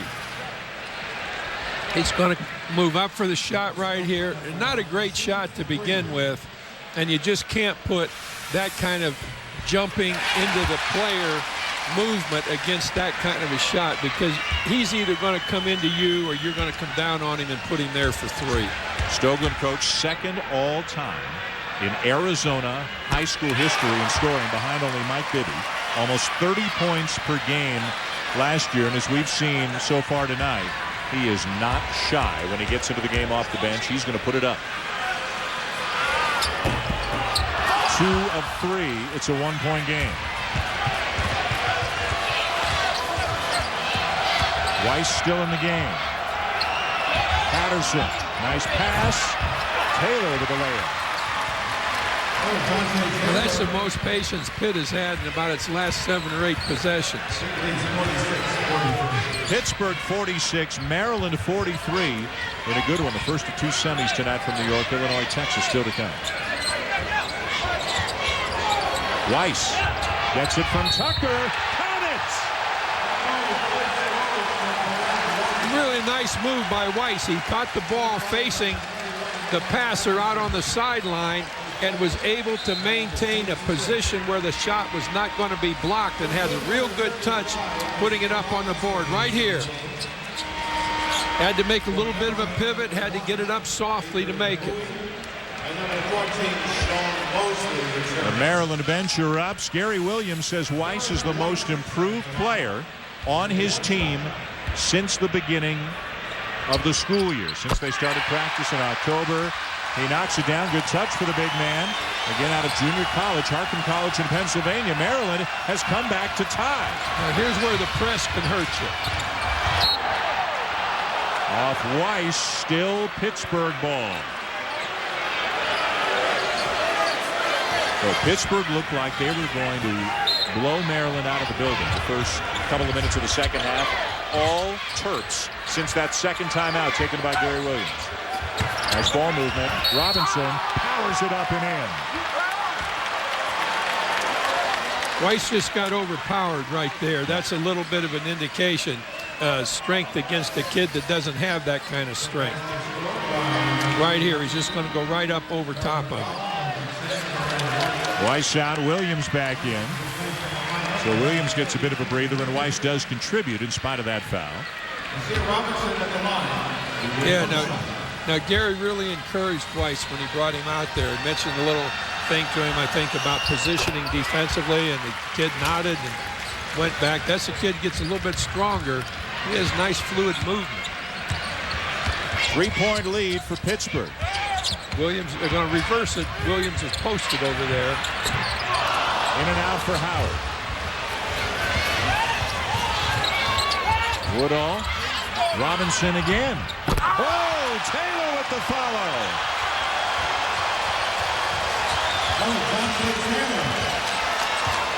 And the lead is 5.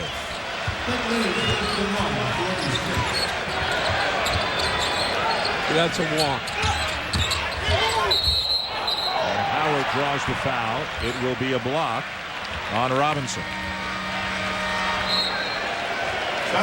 Dante Taylor bringing the Pittsburgh fans to their feet here at the Garden. Following up the miss by Robinson, slamming it home, and the Panthers are up by 5.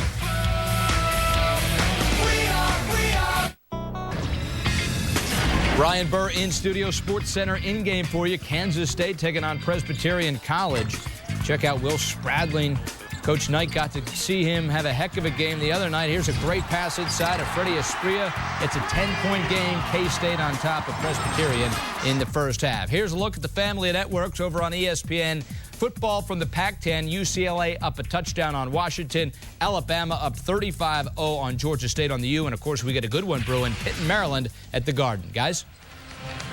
Ryan, thank you. I watched your game, Coach, Tuesday night, the Kansas State-Virginia Tech game. You like Spradling, huh? I thought he was, for a freshman coming in his first game, you know, big crowd, national television. I thought the kid did a great job in the ballgame. Good hands by Woodall. And the lay-in. What a terrific play at both ends by Trayvon Woodall. All of a sudden, the lead back to 7. Yeah, carelessness with the basketball, and Maryland just can't. Bowie lays it in. Maryland just can't make mistakes now. They're going to, if they want to stay in this and they want to have a chance to win at the end, they just can't make mistakes like that. They came right back with very good offensive possession with Bowie. And snaps a 7-0 run that the Panthers have been on. Pittsburgh slowed it down a little bit. They're taking some time to move the Maryland defense around. Woodall. Brown is open on the wing. Takes the three, way short. Runs it down and slams it home. How does that happen? Yeah, but see, that should have been a shot fake. He had all kinds of pressure coming at him. He makes a little shot fake. What do we got over here? I think there's a technical foul for something. Hanging on the rim, I think, by Brown. Let's get another look. Yeah. Well, slapping the backboard. Yeah. Good call by Brian Kersey. Now that's what drives a coach to distraction. Really good play made. You went 7 ahead. Kid makes a really good play, and now he just gives it away. Cost him a point as Bowie makes 1 of 2.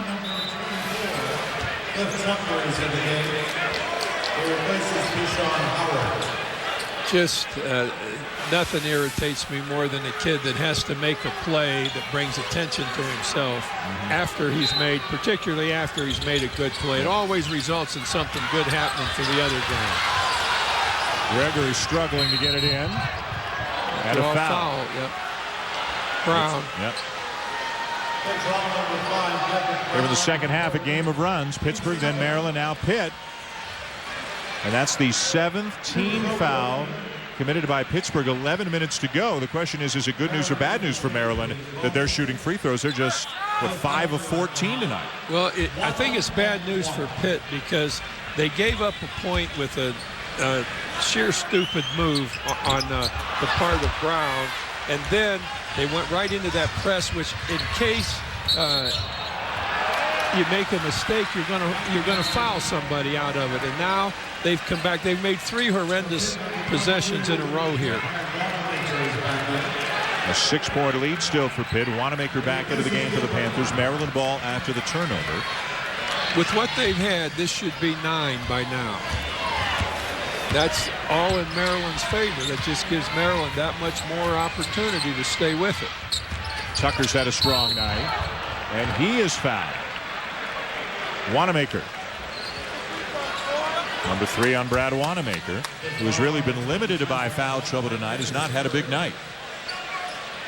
I'm really impressed with Tucker, Dan. If I were going to choose somebody that I'd like to have play for me in this game, Tucker would be one of my first choices because he works both ends of the floor well. He does everything that you've got to do, and I think the one thing where he is way above average is as an offensive player.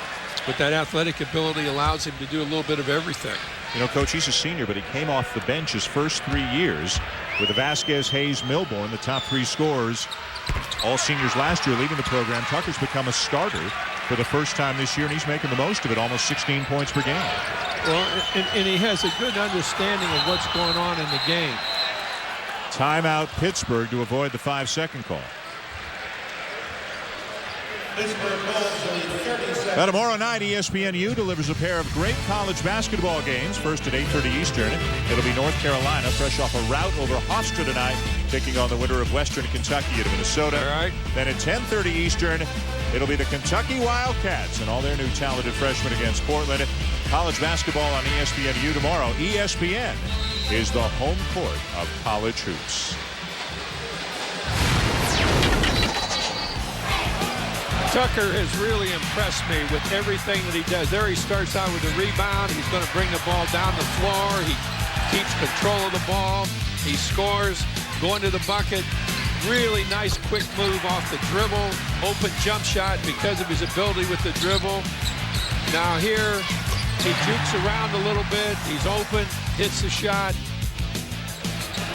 I really like Tucker as a player. Almost over and back. Boy, everybody's screaming for it. Almost. But it's where you were when you left the court. If you're in midair but you haven't come down in the front court, then you're not technically in the front court. But boy, that got the attention of the Maryland bench. Wanamaker wide open, foot on the line. It's a 2 for Brad Wanamaker. And a 6-point lead for the Panthers. That may be the biggest bucket of the game right now, Dan, for Pittsburgh, because they have to take advantage of that and do something here defensively. Foul from behind, Nasir Robinson. Well, he's still in the backcourt.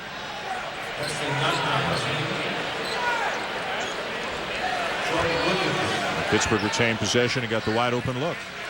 Maryland kind of lost where they should have been defensively there. And as you said, Wanamaker wasn't just a wide open look. Gosh, it was a look that maybe you or I could have still hit one from there. But let me ask you about the free throws here. Put yourself in Gary Williams' shoes right now. And they're 7 for 18 from the free throw line. They were 5 for 18, 7 for 19. What do you do? I just don't like the big kids. I don't like Williams at the free throw line. What he does there, he takes it up. He holds on to the ball. He just doesn't have the smooth release that he's got to have. All right, let's mark down the time and the score. This is one of those moments. Brad Wanamaker just picked up foul number 4. 9:59 to go. He leads with Pittsburgh leading by 6 after getting called for the charge. And you can see the frustration on his face. Well, but again, in the last 5 possessions, Pittsburgh has had 4 careless movements in those possessions that has really taken a lot away from what they're trying to do. Bowie the miss. And you know what? Pittsburgh and careless, coach, not a combination you hear a lot. They are generally not a careless team, a very efficient, intelligent team. Woodall, offensive foul. See, he has to pick it up. He had a drop-off pass to the right, or he has an 8-foot jump shot when he gets into the lane. He just, right there, he's got a little jump shot. He goes all the way, and he had a drop-off pass for a dunk shot. Now, that's the ball in a guard's hands that isn't thinking or looking at what's available to him. He had 2 really good things available, and instead of utilizing either one of them, he turns the ball over with a foul. Now Taylor is called for the foul. 2 shots the rest of the way for Maryland. Again, that's the good news, but it's also the bad news because they can't make a free throw as a team. Just 7 for 19, I believe, in the game. And Williams is 0 for 4. Now, watch how he just pauses a little bit when he brings the ball up to his forehead. Just a slight pause there instead of a smooth stroke right there, instead of a smooth stroke all the way through. Now, that was a little bit better than he has been with it. That pause was slighter than what he's had earlier. Williams makes them both. He'll sit down. Behrman Weiss back into the game for the Terps. So they lose a lot of strength, a lot of bulk in the middle. Weiss, though, is a good shot blocker. Called for the foul. And he's looking to the benches up to say, Coach, what did I do? Well, he was in position where the ball was taken into him. Robinson did a really good job of taking the ball into Weiss on the drive. Really good job. And the defensive man has really got to make sure that he's got his hands up and his body isn't moving into the driver. That's not going to go. And Gary Williams, after seeing the foul, Weiss is going to come right back out. Williams got about a 10-second rest, and he'll come right back in. This guy's going to play a lot of minutes. He was 280 last year. He's 260 now. He might be 240 by the end of the season with all the minutes he's going to get.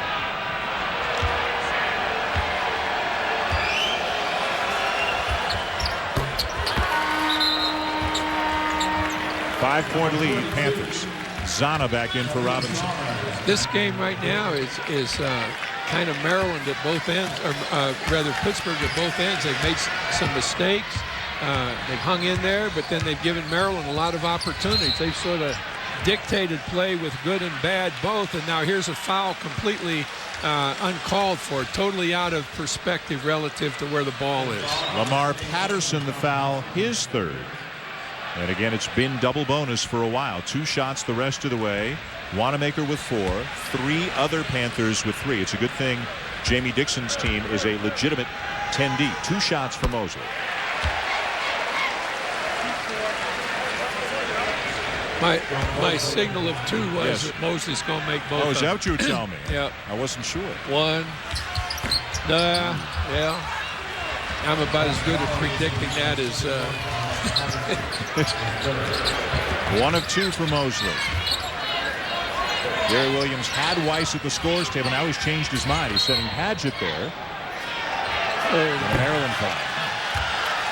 One of the things with patience and cutting in a tight ball game going into the last 10 minutes, the more you cut, the more opportunity you have of being held. I used to say, hey, they're going to hold us. They're going to hold us. We're running our movement. We can't be held up.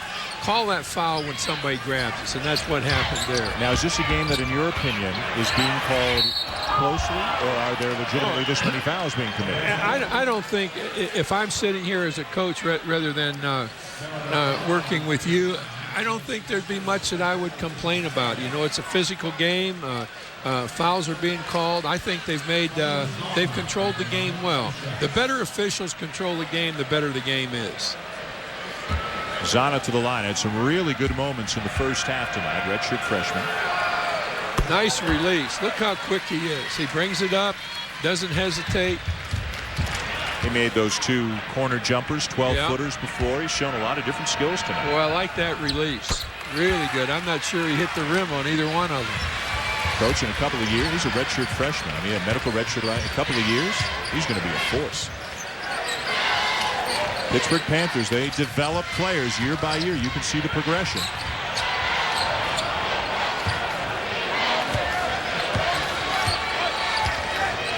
Stoglin. Mosley. The reverse blocked by Zana. That was a great block. Without committing the foul, that was a heck of a play. Double team on Taylor. The kick. Good ball movement. Be patient.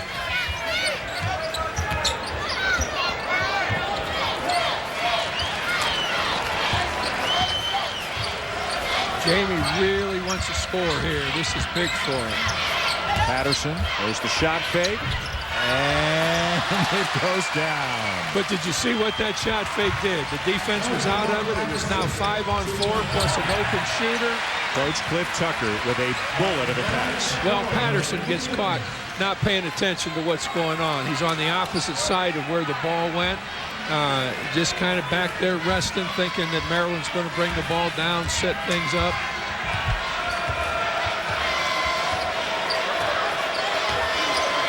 A 6-point lead for Pittsburgh, 7.5 to go. Illinois, Texas still to come. By the way, that was the 5th assist of the night for Tucker. Patterson, no. Numbers for the Terps, 4-on-2. Oh, got to get a better shot than that. Look at that pass. 50-foot bounce pass and the slam by Brown. But you know, that was your boy Zana down there. He was alert. He got the rebound. He put some pressure on the shooter. He's the guy responsible for that bucket, what he did defensively. 8-point game. Tucker. Good hustle by Padgett. No basket. But he picks up the offensive rebound, and Patterson picks up his 4th foul of the night. A timeout on the floor, 6:55 to go here with the Garden. How about this pass? Running one-handed bounce pass from Woodall. Gilbert Brown with the slam. How intense is it getting tonight? Big early season matchup between Jamie Dixon's Panthers and Gary Williams' Terps.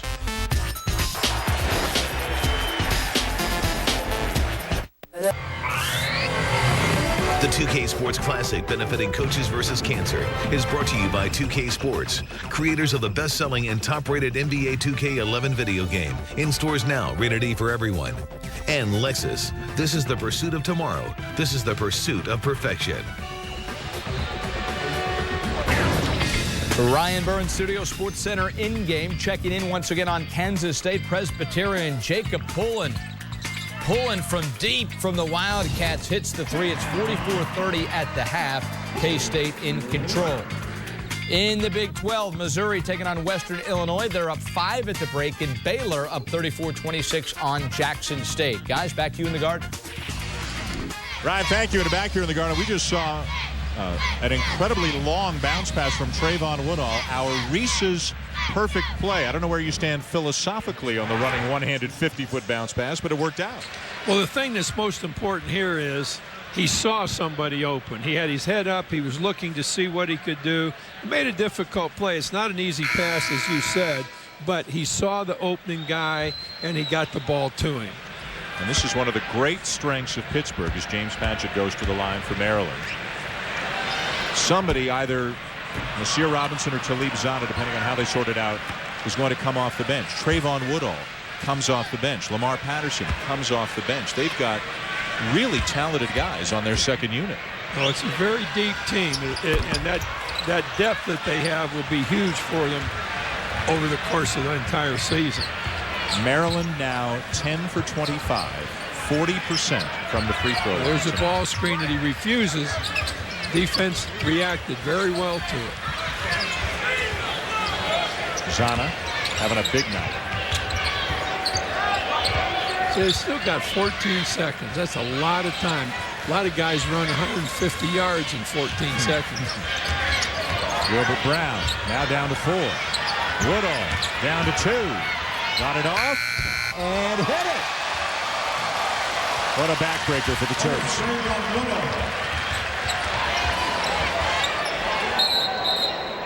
Gary Williams wants a timeout.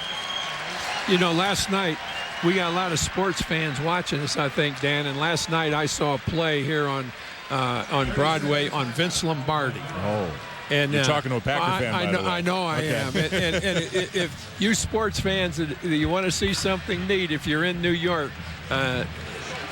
take a look at Vince Lombardi. It's a great production.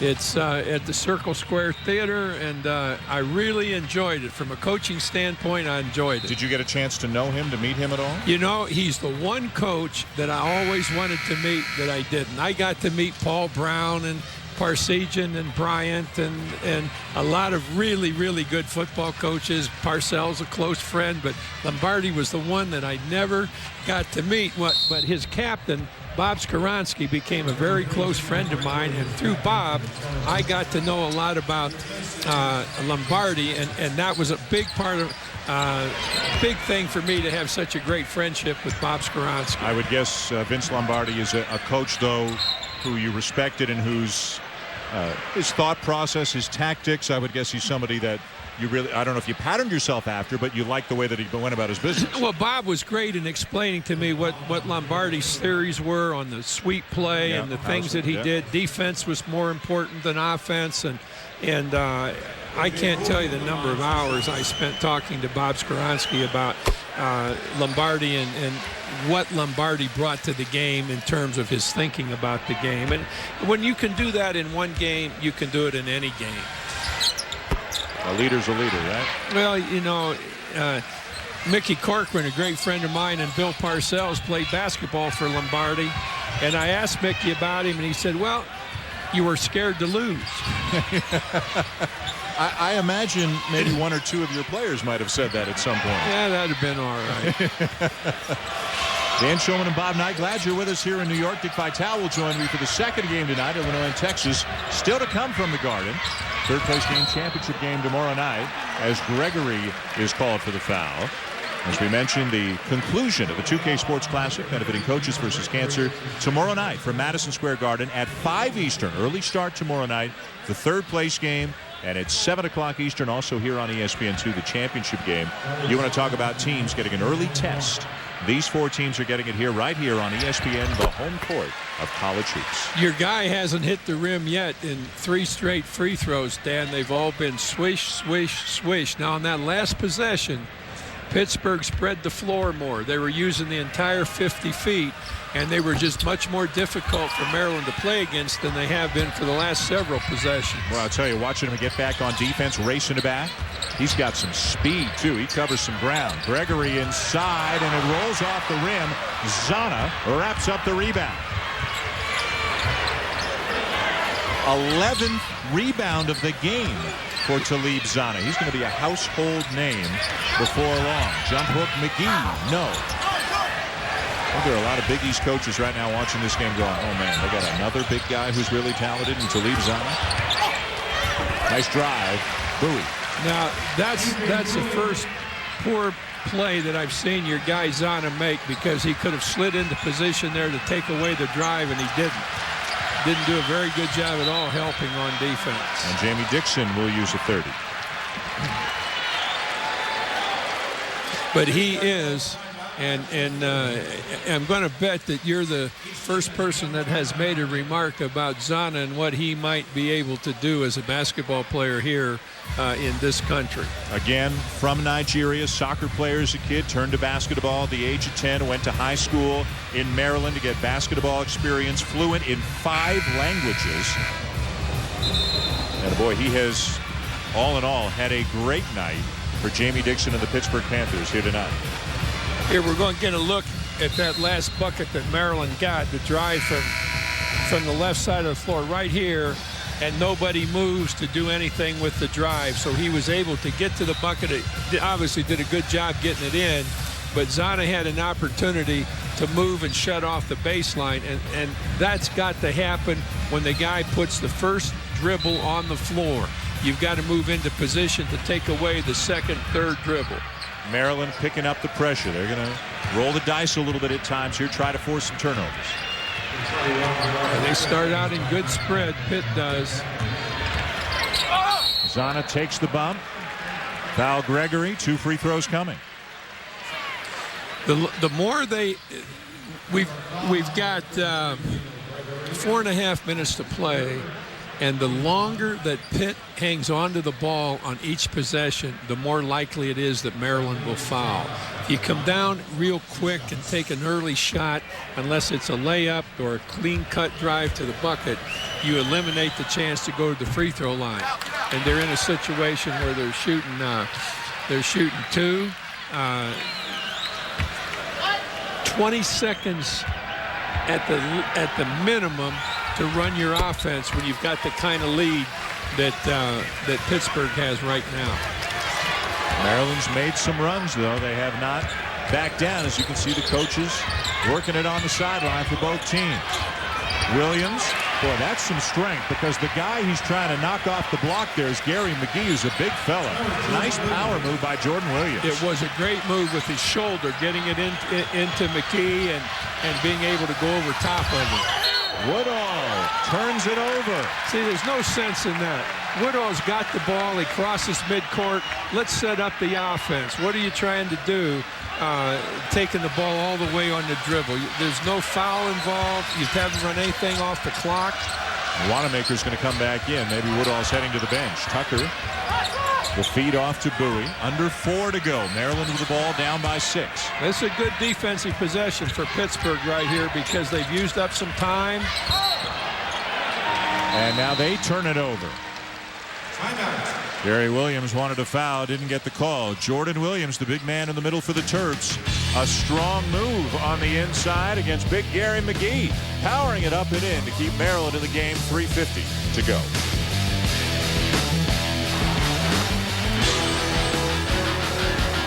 Back to New York City, the 2K Sports Classic benefiting coaches versus cancer. Semifinal number 1. Pittsburgh leading Maryland at 68-62, 3:50 to go. And we've got another semifinal coming. The Fighting Illini, led by Dimitri McCamey, who was second in the nation in assists last year, against Jordan Hamilton, the sophomore, very talented wingman for the Longhorns. He could fill it up. Look at the numbers he's got so far this season. That game should be a little bit of a different style, you would imagine, than this game. And there's Fighting Illini orange. There's Longhorn burnt orange. There's a lot of orange here in the building. What are your thoughts on that matchup coming up?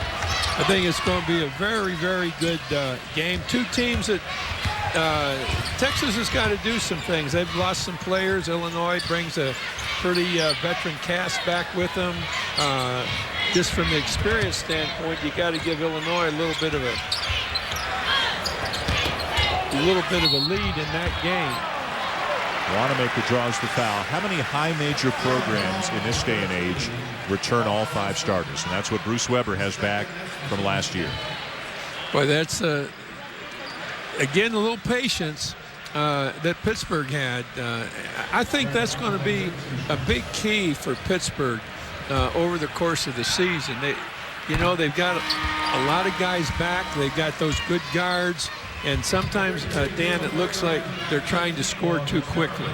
Here, it wasn't long patience, but they didn't try to force anything during the 3 or 4 passes that they had, and they wound up, as soon as somebody goes up for the shot, getting cracked.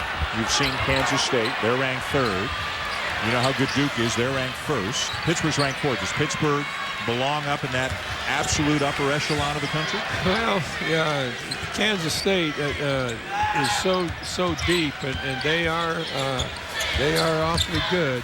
But I think Pittsburgh has got the kind of strength. They've got a lot of things going for them. Oh, Tucker, he's just out of control most of the way down the court, trying to make something happen, and he turns it over. Yeah, that you called it all the way down the court because Tucker had to back off at the three-point line and run an offense. They got a break there with Pittsburgh not being able to get the ball in the bucket on that possession, and they had a chance to take something away from him. Zana will sit down. A good night for him, and Nasir Robinson back into the game. And Maryland again with the pressure. It's that time. Loose ball, Maryland ball. And a timeout by Gary Williams to retain possession. You never want to throw the ball in against the press on what I call the short side of the floor, because that's an easy double team right there. You've got to look the other way. You've got to set a screen. You've got to do whatever you can do by coming back away from the baseline. Don't get caught on the baseline, but you want to throw the ball opposite the short corner. I always called it put it in on the long corner, and then you've got more room to dribble the ball, look to pass, more time. That was the last time out for Gary Williams. Remember, he burned two. Didn't burn him. Felt the need to use him, and rightly so, right at the beginning of the second half. That's when they got on their run after he called those two timeouts. But he just used his last timeout.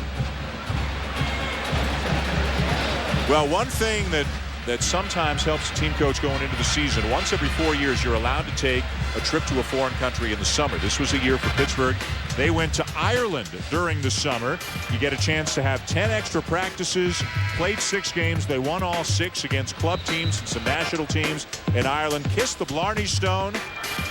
I imagine you might have played golf in Ireland once or twice. I've been to Ireland a lot, but yeah. I wouldn't want to go to Ireland to play basketball. I believe I'd pick some place where it was be a little bit tougher competition. Basketball, as many Irish as have immigrated over the last several centuries to the United States, they haven't brought much basketball ability away from Ireland. Do you have memories from a summer trip that one of your Indiana teams took back that really got you off and running for a season? We did a thing that takes too long to tell right now, but we went completely around the world playing 20 games and being gone a month. In the summer? In the summer. Wow. Every rule was changed when we came back home, never to allow that to happen again. What countries did you go to? We went to Japan, China, Yugoslavia,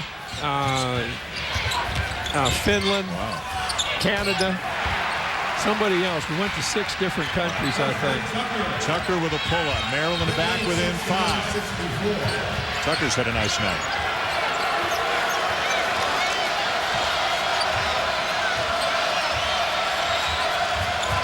There's the high ball screen again. Woodall refuses it right into the chest of Gregory to draw the foul.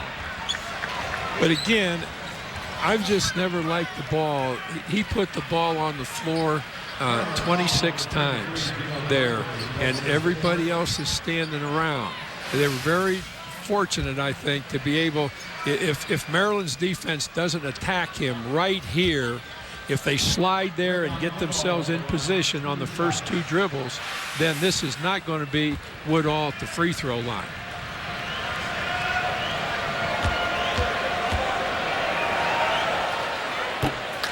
I just like the ball to go from one side to the other, keep moving. Every time you move the ball, you got a different look at the defense and a different opportunity offensively. But when one guy's just dribbling the basketball, then pretty quickly you've got 4 guys standing watching. 1 of 2 for Woodall, getting some crunch time minutes here. Wanamaker's on the bench. He hasn't played in a while. He's got 4 fouls, but at this point of the game, it doesn't matter. He's on the bench. Woodall in the game. Zana back into the game for Pittsburgh. And look at the free throw story for Maryland. 44% tonight. They make a reasonable number of their free throws. They're right in this game. They're probably winning this game. Williams converts on the slam.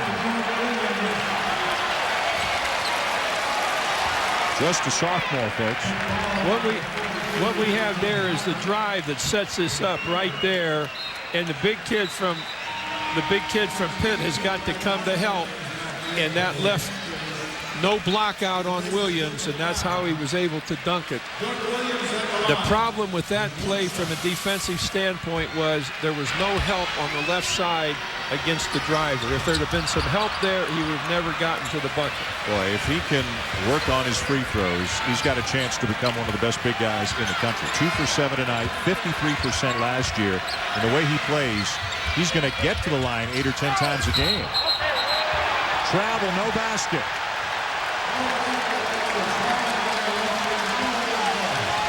See, to me at this point, you really don't need to be trying to score like he's doing here.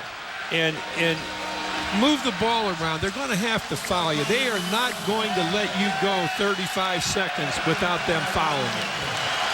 Meaning Maryland fouling Pitt.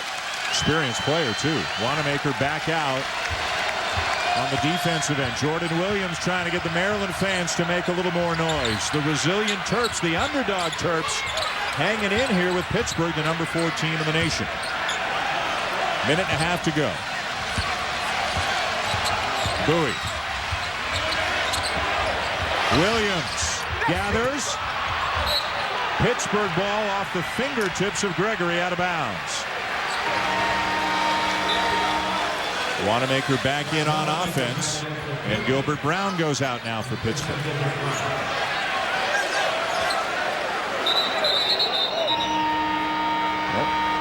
Now Brown back in. The wrong guy came out. So McGee's the guy. Now wait a minute, Brown, and this is the right call by Brian Dorsey. Brown checked out of the game. Now here's where I would want Gibbs or Zana to break up into that open corner and get the ball away from the short corner. Gibbs could step back and screen, and Zana could go right now to that open corner. If he just stands here and they have to go to the short corner, they're going to get doubled up again. They're going to leave Brown in the game. They said he didn't officially right there. That's out. What they have to do right there. Zana looking for help.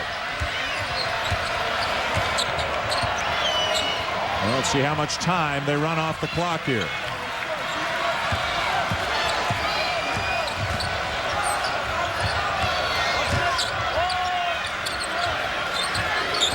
Still don't need it. The tip by Zana, maybe the biggest play of the game. What he did was move into position when the shot was being taken, not afterward. Bad foul here. Maryland foul.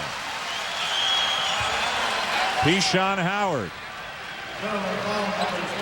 We're going to see Zana here follow up really well because he's moving right now into position to rebound, and nobody got a butt into him. Now down at the other end, we've got a situation where the ball was knocked away and a foul called down here, and you just can't do that from a Maryland standpoint and send them right back where they've got a chance to make 2. And Pittsburgh's best free throw shooter with the line, and Ashton Gibbs. All they have to do is make a few free throws, and Pittsburgh will go on to win. Jamie Dixon pulls his rebounders out of there. Doesn't want any cheap fouls. Well, what Pitt doesn't want to do now exactly is put somebody on the free throw line. Make him take a shot, make him work, get up to him, make him pick the ball up. Don't give him 3 or 4 free seconds. Bowie gets it back. Tucker to step back 3. Brown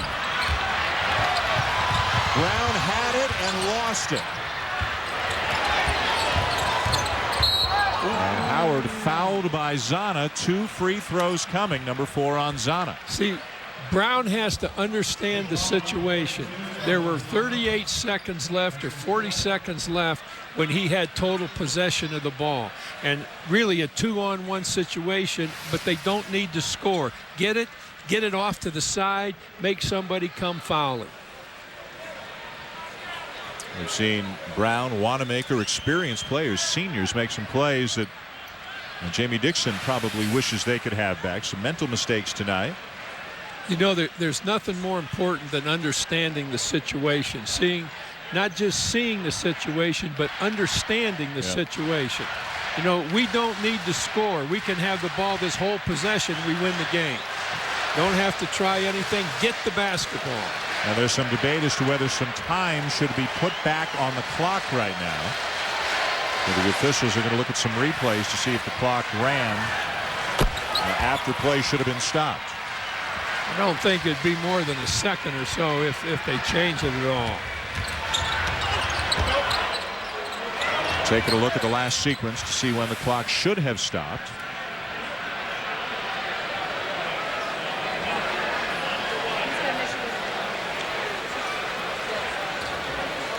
Gary Williams was the one who requested the officials look at the clock, so he must have seen something that didn't feel right to him. And 2 seconds put back on.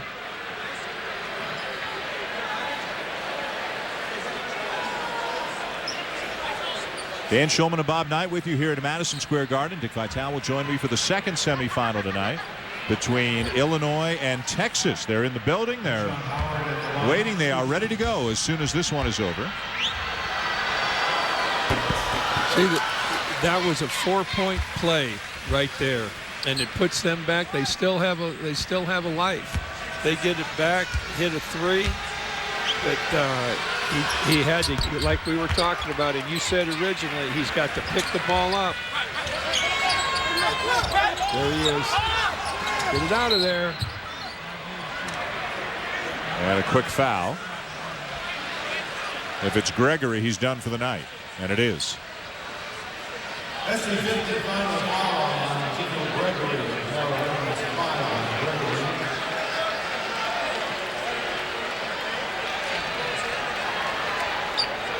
Gary Williams, who's having a conversation with one of the officials, Brian Kersey, right now, needs to make a sub. Gregory is fouled out. And it'll be Sean Mosley coming back in. Both teams 3-0 on the season. The 4th-ranked Pitt Panthers up by 6 and heading to the free throw line with 35 seconds to go in good shape. Remember, both teams play tomorrow. The loser of this game plays the loser of Illinois, Texas. The winner will play the winner of that game in the championship game tomorrow night, 7 Eastern here on ESPN2.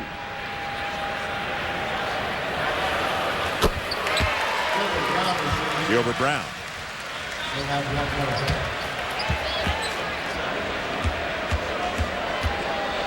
One of the big differences, Coach, the free throw line. It's been a nightmare for the biggest difference. Yeah.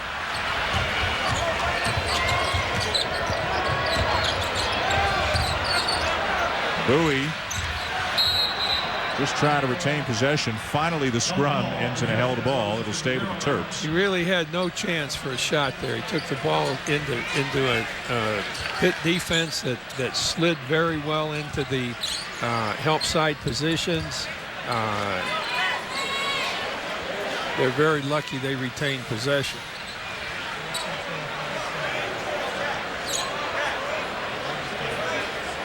One of the things that you try to do under these circumstances, if you're Pittsburgh, is if they score, get it in as quick as you can. Grab it and get it in. Don't. Now see, they've allowed them to get set up instead of getting it right in. There's a long court there. There's a long corner right there. And Mosley fouls Woodall, so Maryland will continue to make Pittsburgh earn it at the free throw line. Wanamaker made a very good pass there. Number 4 on Mosley. Pittsburgh picked to win the Big East. Maryland picked middle of the pack in the ACC. That's where they were picked last year. They wound up tying Duke for the top spot. Maryland losing its top 3 scorers from a year ago. But as we can see, with some veteran guys moving into the starting lineup, this is still a quality team. This is a team that's going to beat a lot of good people this year. Maryland's done a very good job of hanging in there and getting points when it looked like they were about out of the game. I think they've had some things to be really pleased about. And you from the beginning of the game have hit on the one thing that they really have to improve upon, and that's free throw shooting. Howard a turnover. And maybe one last foul. Just 13 seconds to go. The deficit is 7. Time now for tonight's player of the game, brought to you by 2K Sports. Talib Zana, 14 points and 12 rebounds. Just the 4th collegiate game for the young man, and what a night he had. I think you very much influenced the voting on Zana. I did stuff the ballot box with your commentary on how well he's played, and justifiably slow. He came off the bench. He gave without Zana, Pitt would not be in the position they're in right now. We saw the mid-range jumper, the offensive rebounding, shot blocking, rebounding, good all-around skills tonight. Free throw shooting. Yeah.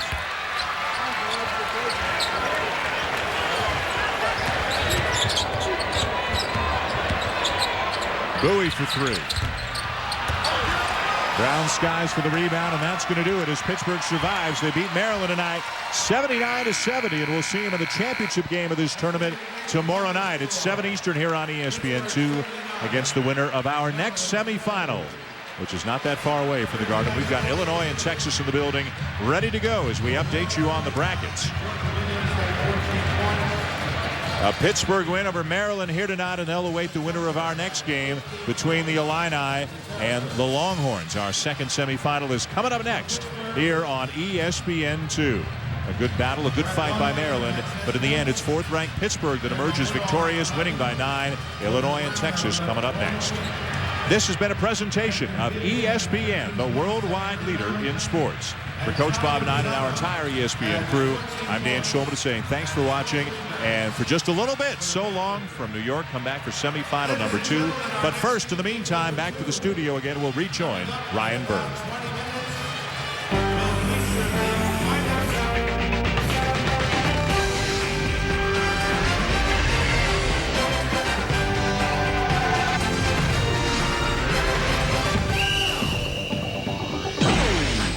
And welcome into the College Basketball Scoreboard Show. Ryan Burr, the coach Fran Fischel, and of course our All-American power forward Len Elmore. And guys, Pitt up by 4 at the half. They go on to win by 9. And certainly Maryland will look back at the 14 of 30 from the charity stripe as a big reason why they lost this game. Pitt is victorious. Why did they win?